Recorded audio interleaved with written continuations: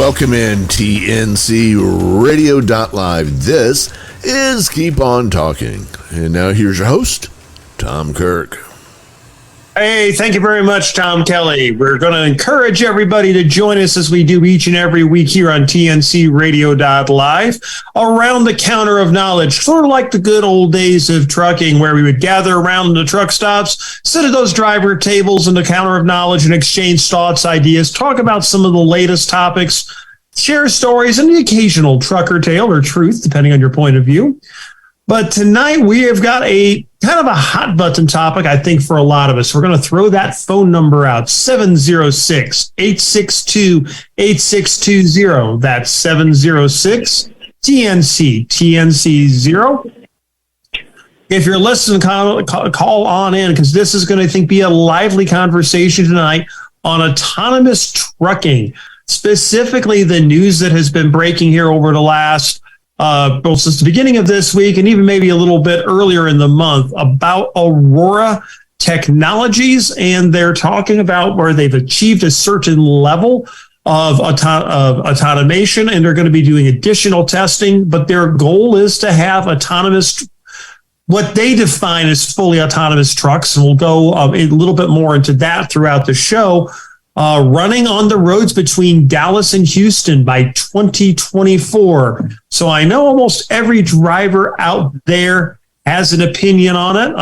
I think just about everybody thinks it's bad, at least in the near term. Long term, maybe some drivers see some potential in it for certain purposes, but at least the way it's being proposed now, I don't really know of any driver that is actively supporting it.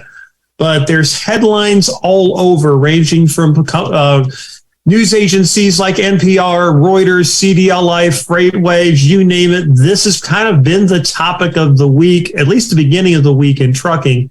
And really what they're saying is, hey, we have achieved a certain level in their beta 6 where we're going to start increasing some of the testing, and it's what they call Aurora Driver Ready. Now, what that exactly means, I think, is a little bit of a question. But with this new Aurora Driver Beta 6 software, they're going to, well, actually, I'm going to quote their CEO, Chris Urmson, in an interview with Fast Company.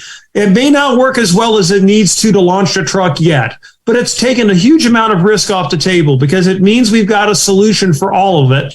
We just need to refine. I would like to know exactly what that means and why they think by the end of 2024, they're going to be running these. And as I understand it from some of the articles I've seen, they're talking about hopefully not having a safety driver in there, which they currently do have. So, this, I mean, there's a lot to unpack here. And one of the things I'd like to do in tonight's show is some of the things that we as drivers need to start getting more involved on, which is talking to legislators, talking to the general public out there about some of these issues. But, Dutch, I know you've joined us tonight. Let's just start off right at the beginning. What do you think of this, and what's some of the stories you've maybe been seeing in the news, or maybe some of the friends you've been talking to, thoughts on some of this? My opinion, I know. I wouldn't drive next to one. I wouldn't drive anywhere near one. I've seen a few in Texas at one of our yards in Lancaster, sitting there talking to the gentleman outside. Look over to my right and see this seaweed green truck go by. I'm like, and they looked at me like, that's an autonomous truck. And he came back. But he stopped in front of my yard. He was lost. I walked out there. I said, is this autonomous? He goes, yeah. He goes, why? I said, well, isn't it supposed to be without a driver? He goes, not yet. Okay. He asked me, what do you think about this? I don't think you should be allowed on the road. He goes, why is that? That's because as a driver for 18 years, I've seen situations where I don't think autonomous trucks will be able to handle any kind of AI system, TI, whatever you want to call it. Any kind of system out there will be able to judge and like I was just watching one of the people on their stream. They had a driver of a tanker driving down the road, and they saw this morning, and let's say 4-wheeler lost control of his car because he had a little bit too much horsepower, and he went in front of this tanker, and the tanker luckily had enough room to move, but he was veering off to the shoulder just in case he didn't have the room. Is an autonomous truck going to be able to make that decision on the split second, or is it just going to hit that car in front of him and kill somebody? That's my big question. I mean, yeah, okay, it's got radar. It's technically like a Bendix system, which that okay, it's in front of me, but anything electric, something could go haywire, some grounding could go wrong, anything, weather could cause it to get wet, whatever. How is that going to stop? Is it going to be hurt by freezing temperatures? Because I don't know about you, but cell phones don't work as good as they do during the weather, during like 70 degrees as they do in -0, -10, -12. I mean, sometimes they freeze up. Is that going to happen with these autonomous trucks? I talk to people about it. I know people on Facebook that they ask me questions like, what do you think? I said, do you know anybody? And one person came out, yeah, my company has been thinking about getting autonomous trucks, and we've been doing testing. I said, well, what do you think about it? He goes, I don't like it myself. Any driver I've talked to don't like the idea because you're putting people at risk. I understand they say a shortage of truck drivers. No, there's not a shortage of truck drivers at all. Yeah, there's a shortage of other parts in the industry, but how's the autonomous truck going to help us? Yeah, I think personally it'll be good for like short runs, like okay, from DC to DC or DC to store, but not these long runs like cross country. Well, that's the thing. I would say delivery, maybe delivery driving, having an autonomous truck. I think even what was it? Go ahead. Let me jump in here real quick, Dutch, because that's actually one of the things that came up in several of the articles that I was reading today. Is they're looking at this to whether you want to call it a driver shortage, allocation shortage of assets, however you want to phrase it. They're looking at it, hey, more and more drivers are saying they want more home time and this, that, and the other thing. So we're going to take these over the road miles and I don't personally really consider Houston to Dallas OTR, but that's another conversation. But we're going to give them more of the OTR, these longer hauls, so the drivers can do these shorter hauls to pick up and deliveries and Aurora came right out and said this on a couple of the articles. The reason we're focusing on trucking to start off with, particularly the longer haul thing, is you're on limited access highways. There's fewer pedestrian interactions, fewer kids running out in front of you, cross streets that cross right over in front of the highway in front of you, and all these other things. So they're saying, hey, this is simpler. Let's start off here because, driving in the city or DC to DC in the suburbs is so much more complex. Let's start off with something simple. So they're admitting to some of the flaws. And you also alluded to something here that I don't think I've heard anybody really talk about yet. And Terry, I see you just joined us here a couple minutes ago. We'll get to you up here in just a couple minutes after a break here in just a moment. And if you want to join in, it's going to be 706-862-8620.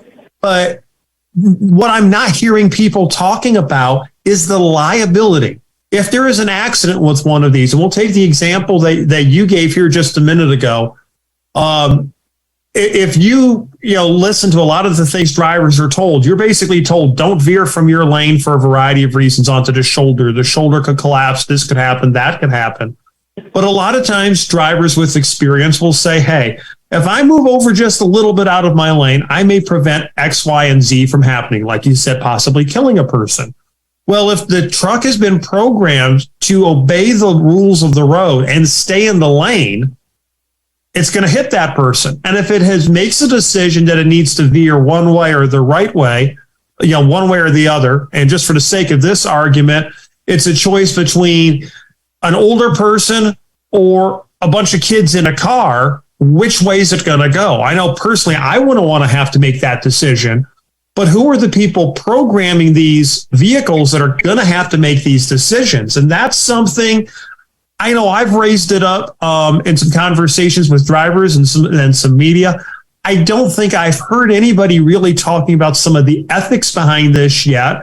And later on in the show, I may bring Tom Kelly on to see if he has any thoughts on this with some of his expertise in this industry and what he's been hearing on that.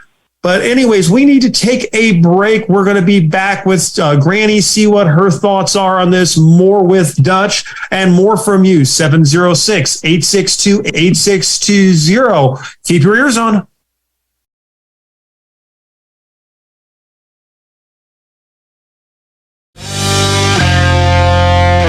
Catch Mind Your Trucking Business Thursday at 7 p.m. Eastern with James Rogers, Jamie Irvine, and Tom Kelly.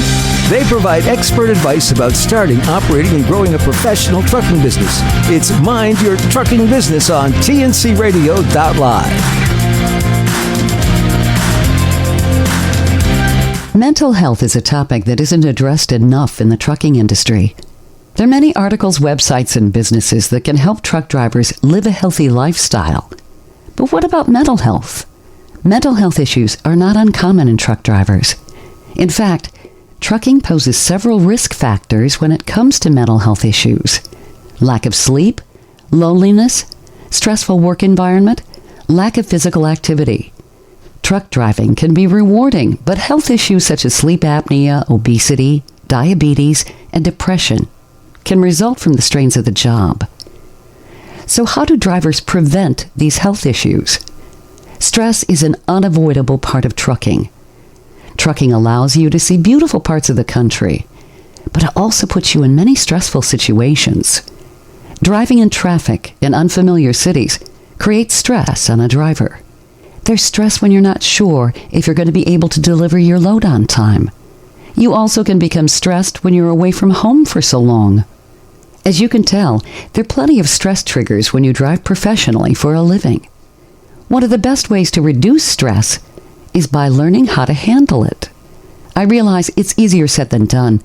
It takes time and self-discipline. Here are some examples of ways you can reduce stress as a truck driver. Listen to music or a podcast. Start eating healthy.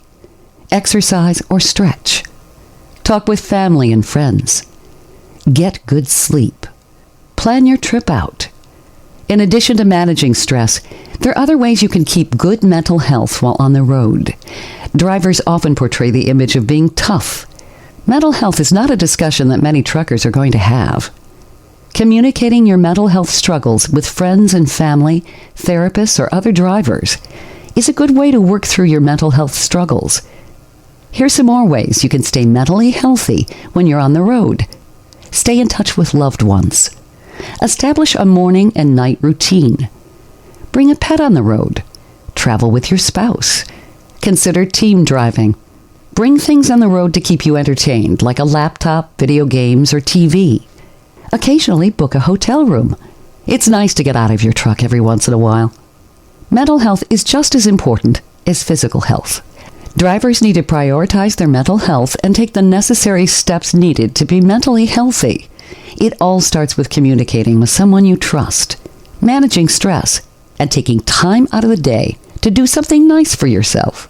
For more information on mental health in truck drivers, check out Common Mental Health Issues Truck Drivers Face on thetruckersnetwork.net. Thanks for listening. Join Tom Kelly and the rest of the team each day on the Morning Grind. Then stay tuned for an encore presentation of last night's Landline Now. Weekdays on TNCRadio.live.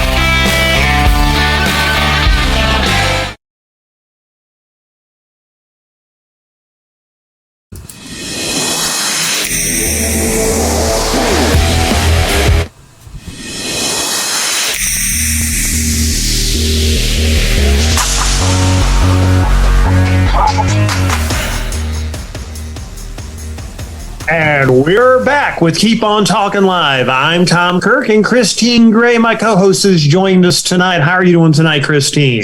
I'm doing great. Thank you very much. And sorry about that. A little late. That's some days. Hey, I understand, because whether you're out there trucking or at home doing whatever has to be done, sometimes the load or the family's got to come first for a few minutes. And I think as drivers, we all understand and appreciate it. But we're talking autonomous trucking tonight. We've already been off to a pretty good start. If you want to call in and take part of this conversation, 706-862-8620. Granny, we were talking a little bit during the break, and I know you have an opinion on this and a little bit of experience with an autonomous or semi-autonomous truck, because one of the things to keep in mind here, when we're talking autonomous trucks, they basically go from a level of 0 to 5, 0 meaning absolutely no control, 5 meaning full computer control, typically with no controls even for a human to take over. And whether it's cruise control, adaptive cruise control, automatic braking systems, or a variety of other technologies, they all fall in various levels on in between, depending on how computer integrated that they are. So, Granny, why don't you tell us a little bit about your experience with the truck, one of the trucks you drove here a while back, and tell us a little bit of what it was like to drive a truck that at least thought it was smarter than you. Well, thank you for having me. I was given a brand new truck last year, a Freightliner, and it was equipped with, and the word escapes me, but camera mirrors, first of all, that they were eliminating the side mirrors, our big side mirrors. They were eliminating them, and they had arms that stuck out that went down the side of the trailer, and we had screens. I had screens on the inside, right where the mirror, like, between the windshield and the passenger door and the driver door. Well, this is just one example before I get into the worst part. If you dropped below 19 miles an hour, those cameras panned all the way out, like 2 lanes over. So this is why I worry that technology is not proper for every scenario. In other words, if I'm going down and I'm in rush hour Chicago traffic and I need to change lanes, I'm obviously going to be under 19 miles an hour. If anybody knows Gary, Indiana, or Chicago, I can't see. I can't see down the side of my trailer at all. Both mirrors have completely panned out. So that's an automatic thing that is not going to work for us. And then this truck also, I could push a button and the truck would steer itself, stay between the lanes and steer itself. 2 reasons that scared the dickens out of me. Number one, again, 80,000-pound missile driving down the interstate, and I'm in it. I want to control it. Maybe it's because I'm a woman. I'm a little bit of a control freak, but, just saying. And at one point, what you had mentioned, Tom, right before the break, where it's taught, and this vehicle would never leave the lane under any circumstances. I was there, and when I first got the truck, I was checking out the options, and I had this feature on, so where I could literally let go of the steering wheel, and it would drive, and the car came into my lane. Had I not been watching, the truck would not have moved. This car would have hit at highway speeds, interstate speed. And that's exactly why I just feel that this is a danger. We are not, like Tom and I were talking the other morning, we just need to fine tune what we already have before we just keep reaching for more and more and more and getting greedy with technology. It needs to be fine tuned. It is not safe out here. And they're talking about, obviously, these trucks can't get out and go into shippers and go into receivers and sign paperwork and put up a load lock. So they're talking about keeping these, trucks on the road for long term. What was that one that they did? LA to somewhere in the Carolinas. And it was the test runs. Yeah. Yeah. Okay. So then, of course, they're still going to need us at each end because the truck can't do those things. But you had mentioned liability, and I read an article a while back, Tom, that was exactly that, and I won't quote the company name that said this, but this was said by the CEO of the company. It is more cost effective for them to go to all autonomous trucks and then pay out a couple million when they kill somebody than to pay all the drivers full time. That is what he said. Financially speaking, it is more cost effective to let their truck kill somebody on the highway than to keep all the drivers. Isn't that just blew my brain. I was gobsmacked. That's what they think about. Well, the thing is I hate to say this about industry but that can be seen in a bunch of things throughout the year. And, different authors have written about it. I believe Alex Haley was one of them, among others. But they basically used an example of a story based on, the Ford Pinto, where a bean counter more or less said, hey, if we have, or if there's accidents and somebody gets hurt or killed, it's going to cost this much. But when we replace this one bolt or part or whatever it is, it's going to cost this much more. And there was people who actually sat down and decided at different points in, corporate history in America, it's more cost effective to do X than to do Y. And I'm afraid that's some of the calculus that we're seeing here. But the other thing too, that I think these companies are forgetting is we're now seeing these lawyers, the medical malpractice lawsuits for a variety of reasons are not as big as they once were because of various settlement issues and things like that, and various caps on some of those. So trucking's become kind of the next big one. We're a near $1 trillion industry.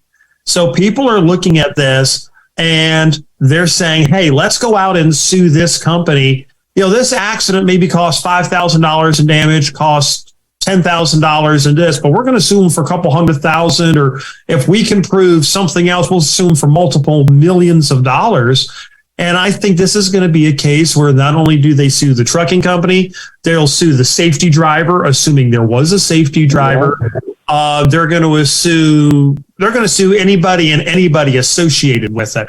But I think getting back to what you were describing with your truck, the system is, I think that you had was Mirror Eye.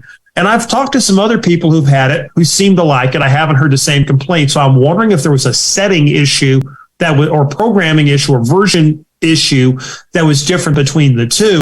But the other thing is you had one of the lower levels of autonomous driving trucks where it still requires full driver attention. So, you're talking, let's say, a level 2.5, 3, where they're talking 4 to 5. And, they're saying there's a huge difference. And theoretically there is. But the question once again is, who has taught the truck the differences? And most importantly, the general public hears the word autonomous. I mean, we've seen this with all these cars out there. They hear self-driving or autonomous. They think that means they can go take a nap or fool around with their girlfriend, whatever it is in the vehicle. And, this is a story that I heard years ago from a couple of drivers.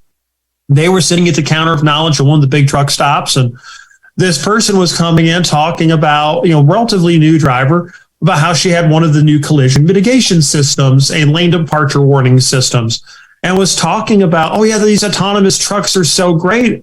And they're like, well, why? What do you mean? The autonomous trucks really aren't on the road yet? Says, I got one of these trucks. And she had the collision mitigation system and the lane departure warning. And she says, it's great. It lets me catch up on my reading while I go down the road. This woman thought she had a truck.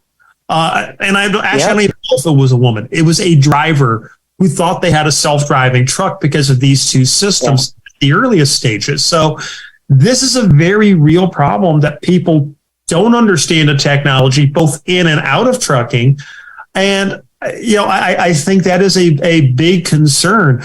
Hey, Christine, we got just a little bit here before we go to a break. Did you have any quick thoughts? So when they first started talking about autonomous trucks, and they took the technology from Tesla, and they started when Otto started and all this kind of good stuff, the one thing that, my biggest argument is that go ahead and look back at Tesla's technology and how Tesla's framework doesn't recognize a Jersey barrier in construction. And how do we have all of these accidents and fatalities when you're talking about someone who's not paying attention and lets Tesla's self-driving take over, and it doesn't recognize construction barriers. Same concept. Is they haven't changed the programming correct enough. It's perfectly fine in a straightaway. It doesn't work where they want to place it, where they want to put it, and you want to put it behind an 80,000-pound missile. Doesn't work. It hasn't changed. They haven't fixed it. They make it a little bit better. Just got a brand new Peterbilt or Kenworth that was just brought in, and it's already got, all these warnings, buzzers and bells going off. It's got self-driving something, driver assist on the steering column. Why?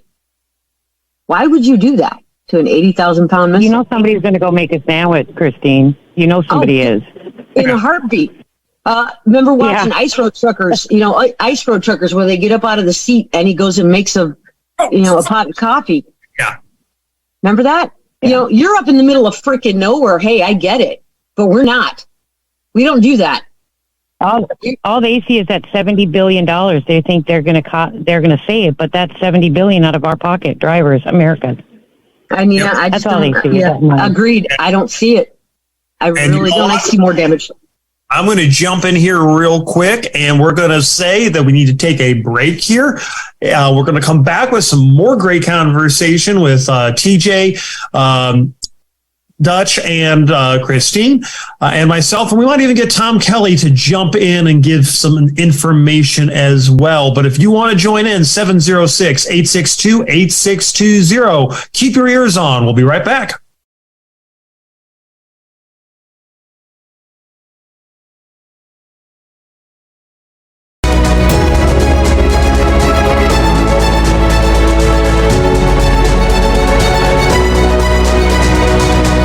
Kathy DeCaro is nothing short of amazing. She not only drives the world's biggest truck as a heavy equipment operator in northern Alberta, Canada. She's an international motivational speaker and the author of Dream Big, an autobiography about overcoming a lifetime of trauma and abuse that led to dreams of success. Kathy inspires people the world over to change their lives and improve their self-worth. Her book will change your life. She's passionate about personal growth and believes anyone can change their circumstances and overcome their obstacles if they believe in themselves. Her life will amaze you and seriously inspire you. Be sure to order a copy of her book, Dream Big, on Amazon.com.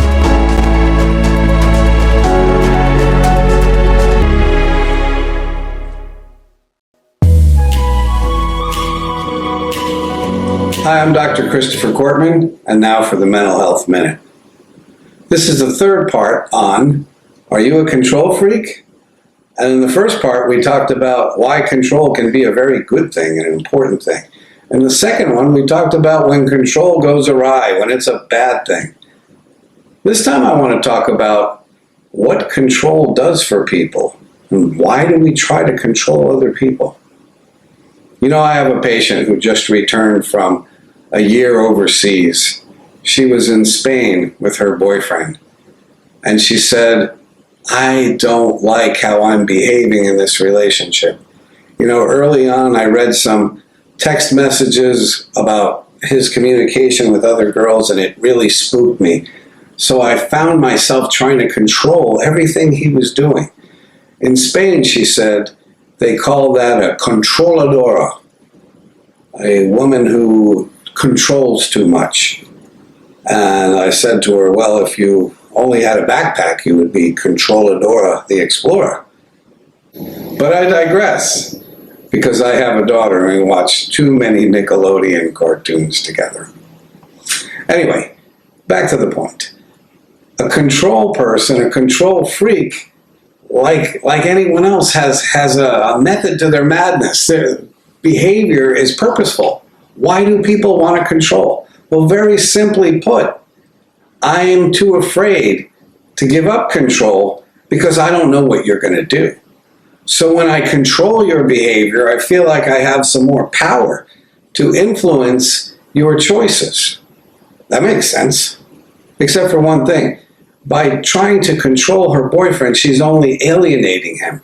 She's teaching him that you are not to be trusted. You're not trustworthy. and she hurts his feelings and she demeans him and she doesn't even like or respect herself. So what's the solution to that? It's always going to be let go of what's not yours to control and make a conscious and deliberate decision to choose to trust the other person. And most importantly, trust yourself. Because if the boyfriend turns out to be less than trustworthy, then it's up to me to make good decisions at that point.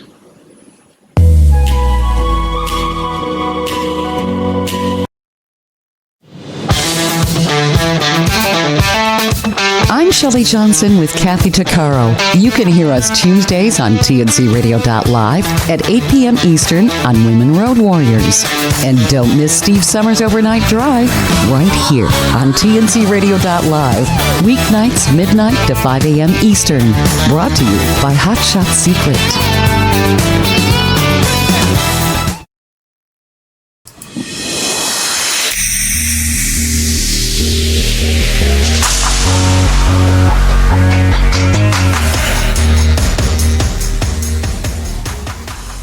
And we're back with Keep On Talking Live. I'm Tom Kirk, and she's still Christine Gray.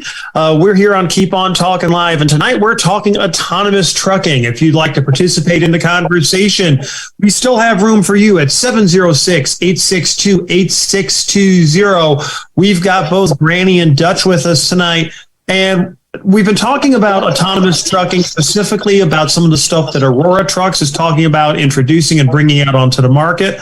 And I want to take a step back a little bit from these full or nearly fully autonomous trucks that we're seeing on the road. And I want to go back to collision mitigation systems and why a lot of us drivers have so much mistrust for autonomous truck driving. There's been arguments, if we go back to that horrible Tracy Lawrence crash there up in New Jersey Turnpike a number of years ago, that if there had been a collision mitigation system involved, there would have been a less catastrophic impact in the sense of there probably would not have been as many serious injuries or fatalities. And that really kind of got the push for this technology going. But a lot of us drivers are going, wait a second, we're getting all these weird false incidences, whether it's a bridge overpass, trees, light poles, things along the side of the roads like wet, shiny concrete, whatever it may be that's triggering it. And I know from personal experience, I would have it trigger, and it was supposed to send an automatic alert to my company that says, hey, this automatic braking system just reacted. And you'd get a call from safety fairly quickly, double checking you were okay, finding out what was going on.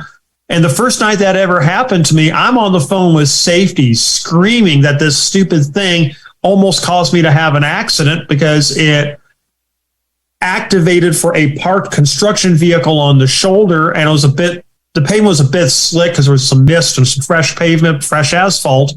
And I could literally feel as it hit the brakes, that zero gravity feeling that you never want to feel as a driver.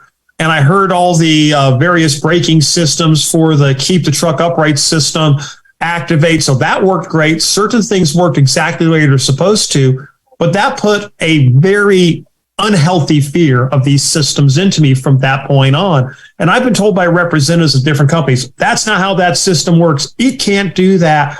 You're wrong, to the point where I says, really? So I introduced them to my girlfriend and says, so how many times a week does it do it? And she listened to us at least 5 or 6, and exactly at the mile markers he's telling you.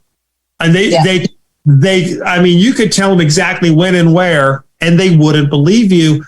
And that, I think, is one of the fears that us drivers have, is we're not being listened to by some of these experts when we're saying we have some problems. And Granny, I know you've had some issues with kind of along this, but not only is it impacting potentially your safety, it's impacting your paycheck.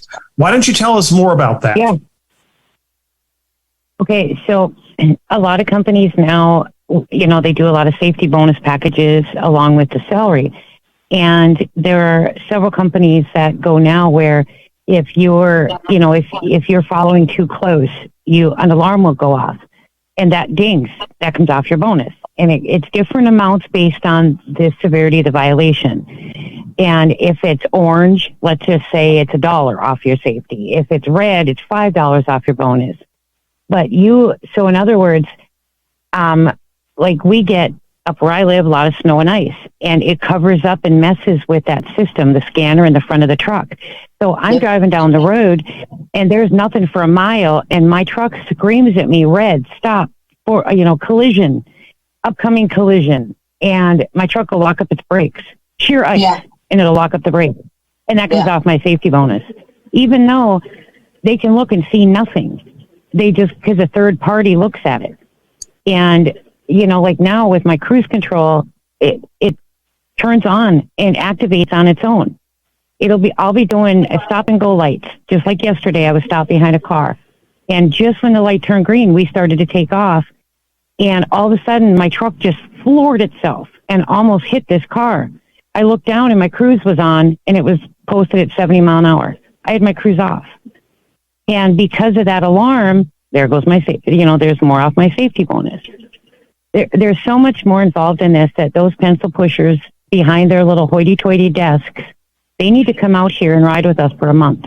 They need to see these systems in action and what they're costing. When your truck is stopping on itself, and number one, it takes you, you got to pull the seat cushions out your butt crack when that happens because it scares the dickens out of you. It'll literally just lock the brakes up on its own. It's not safe. It locks them up. It's crazy.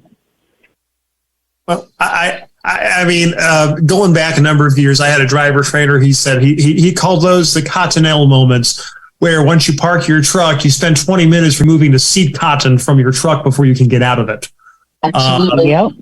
But I know we all drivers have had that. But the problem is now we're getting, I think, into more situations. And I hate to say this, with the way some of these alarms go off in trucks for every little thing, do we pay as much attention to them? Hey, Dutch, we haven't come to you for a few minutes. When you have all these alarms and other things going off in the truck that's a warning you're too close to this or somebody's approaching you, this is the last thing I'll share before I turn it over to you. I know a bunch of drivers where they've got these trucks, they turn the right turn signal on, and if there's anybody on your right side, it honks the horn. Now, at first we thought it was just in the cab. No, it honks the actual city horn. So the person outside that you're next to, it honks. And the response to one of the texts that we were stalking is, well, don't turn your turn signal on until the lane's clear for a change. And I looked at him and said, so you've obviously never tried to cross the George Washington Bridge at rush hour, have you? And I said, so if I turn my turn signal, wait till that, I'll be in Connecticut. So that was very helpful, but that's also causing drivers to get frustrated because they think you're honking at them. And it's not just deciding it's going to honk because they're there. So, Dutch, what are some of your thoughts? Do you think this is maybe causing more problems, maybe causing drivers to become complacent or agitation among people who don't understand why the trucks are doing what they're doing? I think it does. Just for instance, I used to work for one company, and they started putting camera systems on the side bearings on the truck and an actual screen. You turn the turn signal on, and it shows you what's beside you. But you have to look at the screen. I'm like, people are being lazy. You got to look at the screen to see what's beside you. And at night, like TJ Granny said, you couldn't see it. So they said, well, we're testing it out. Can we put it in your truck to test it out? I'm like, if I'm going to get paid extra, yeah. And they paid me a little bit, but it wasn't much. And I was testing it out, and they said, what do you think? Within a month, I said, I hate it, take it off. I mean, it was ridiculous. You got distracted. And, of course, then they had the system, the Bendix system, which is that front thing, that radar. And I don't know if you ever heard, well, I don't know if I've heard my truck, but this truck here I'm in right now, if I have my turn signal on, it doesn't beep the horn. It makes like it sounds like, I don't know, like a fart kind of, but it's metallic. So I'm like, what the hell is that? Oh, it's telling me there's someone next to me, or it's telling me that the system is armed. You're like, I'll be streaming. People are like, oh, what's going on? What's that noise? I said, it's just telling my Bendix system is armed. It doesn't work. I mean, except I turned the lane assist off. You could do that with this truck. Yes, I have heard that people are saying, like, for instance, I'm going on a couple of bridges and I'm like, oh my God, it's going to go off, it's going to go off, it's going to see some kind of metallic reflection and it's going to make it go off. Or here's another one. Some truck is taking a long time to get off the freeway, and it thinks it's this person or something staying still, and I just all of a sudden get a break. I've had it so bad that I almost hit the steering wheel. I mean, it really goes off. I mean, and I keep telling every company these things are unsafe. We don't need this. We don't need this. Oh, yeah, you do. No, we don't. I mean, it just doesn't make sense to me at all. Why would? It's because they're thinking it's safe, when in actuality it's not. Because if that brake slams and the guy behind you is not paying attention, that person's going to hit you, guaranteed. Guaranteed. And I know when I hit the Jakes, my brake lights come on. So I'm wondering if the brake lights come on when that system goes off. I believe it does, from what I've heard, that anytime theoretically your brake activates, whether it's the Jake brake or it applies the brakes, your brake lights are supposed to come on. But at the same problem is I've heard people now think, because they can't see anything ahead of the truck, and let's say it's a bridge, so now the car's behind them and they're thinking they're being brake checked. So now you've got an angry car driver behind you who just spilled hot coffee on his lap. Yep. Because they were maybe a little bit too close to begin with. Now they're thinking you brake checked them, and it's causing this whole thing. And I don't think there's road rage. And I don't think there's enough adequate knowledge of both truckers as to what's going on with these trucks, cars, that's going on both with the cars and trucks that are on the road. And it is causing, or I think contributing to some of the road rage and the confusion. And we're going to have to come to a break here in a second. But what we'll do is we'll talk a little bit more maybe about some ideas we have in brief as to maybe trying to get the word out about some of these issues and ways that can be done. But I think everybody here, we're going to take a quick informal poll. How about we continue this conversation as well next week? Because I think we're just scratching the surface. I think there's a lot more to unpack here, and clearly I think there's going to be more people who may want to participate. So we'll take a vote here during the break. We'll be right back to wrap things up. Stay tuned to keep those ears on.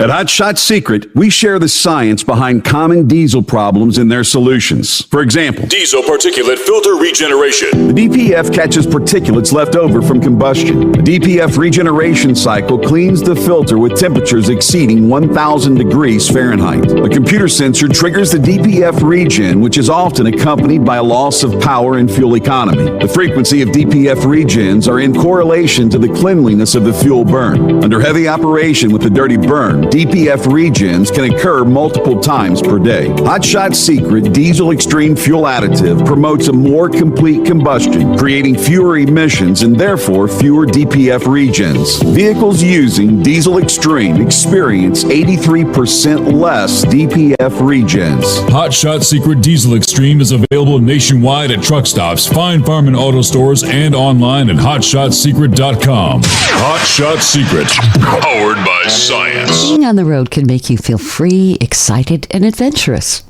It can also make you feel lonely and even depressed. So it's important for truckers, especially long-haul truck drivers, to bring items on the road to keep them entertained. Truckers have 10 hours off for a 24-hour day. Depending on how long the driver sleeps, there can be several hours where the trucker has nothing to do. We've broken down the list of essential items to keep in your truck in several different categories. The second category we talk about is entertainment. Laptop or tablet. Bring a laptop or tablet and stream your favorite movies or TV shows. If you don't have access to Wi-Fi or a personal hotspot, you can still bring your laptop, some DVDs, and watch a movie. Game console. Playing games is a great way to keep yourself entertained. You can also play with your friends. Bring your Xbox or PlayStation and set up your own gaming station in the cab of your truck. Puzzles, crosswords, or cards. If gaming or watching movies don't interest you, bring some puzzles or crosswords to solve. You can also get a deck of cards and play games like Solitaire, March Same Rank, Devil's Grip, Klondike.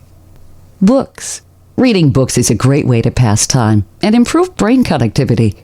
Some popular trucker books include The Highway by C.J. Box, Blue Highways by William Least Heat Moon, Paradise Valley by C.J. Box, Rough Way to the Highway by Kelly Mac McCoy. Exercise equipment. Truck drivers' health suffers from the lack of exercise.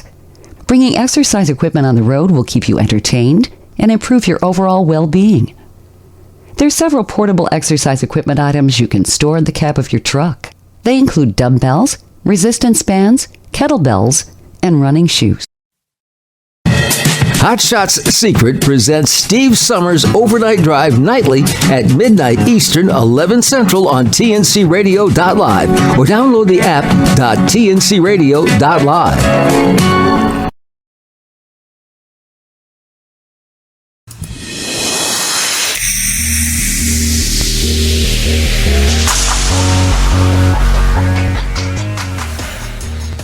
And we're back with the final segment here on Keep On Talking Live. As you can see, we've had some really spirited conversation tonight, and we've got a few minutes left. And one of the things, Ashley, I think I'm going to go to you, Tom Kelly. You brought up a really good point during the break that we may have fallen as drivers and the broader media for a trap here, in that, is this a situation where are we focusing on the real problem? Is this a case where the technology is ready, or is this somebody who's maybe doing a media blitz, PR blitz, in order to keep this, what you want to say, is the stock up or whatever it is? Is the technology even as close as where it is? Because a lot of tech that people thought was a lot closer, such as Otto and some of the other self-driving trucks that were out here, that have all faded over the last 3 years.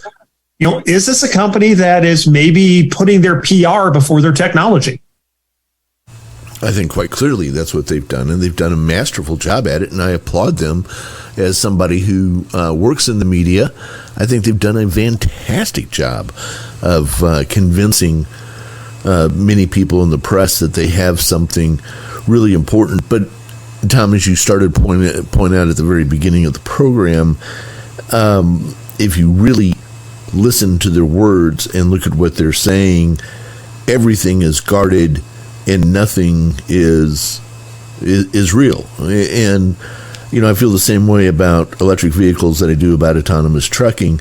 I have nothing against it whatsoever. I also have nothing against Santa Claus whatsoever. Wonderful myths that make my childhood heart smile at how cute they are, but certainly not worthy of getting riled up, because it's just not anything that's going to be real anytime soon. You know, maybe our grandchildren will have something that will be interesting about it, but you know, it's nothing that's going to make a big deal for us, other than, ooh, look what we're doing. Oh, see, this is autonomous trucking. No, it's not.